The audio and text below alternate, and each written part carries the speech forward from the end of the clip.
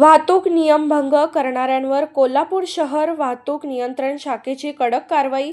कोल्हापूर शहरातील वाहतूक नियमांचे उल्लंघन करणाऱ्या वाहन चालकांविरोधात कोल्हापूर शहर वाहतूक नियंत्रण शाखेने विशेष मोहीम राबवत कडक कारवाई केली आहे. या मोहिमेदरम्यान अल्पवयीन मुलांना वाहन चालवण्यास देणाऱ्या 11 चालक पालकांवर कारवाई करून 55,000 रुपयांचा दंड वसूल करण्यात आला आहे.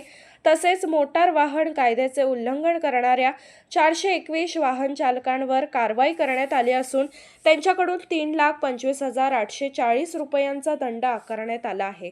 वाहतूक नियमांचे उल्लंघन करणाऱ्या यापुढेही कठोर कारवाई सुरूच राहणार असल्याचे वाहतूक नियंत्रण शाखेकडून स्पष्ट करण्यात आले आहे. वाहन चालकांनी वाहतूक नियमांचे पालन करून सुरक्षित वाहन चालवावे, तसेच अल्पवयीन मुलांना वाहन चालवण्यास देऊ नये असे आवाहन वाहतूक पोलिसांनी केले आहे.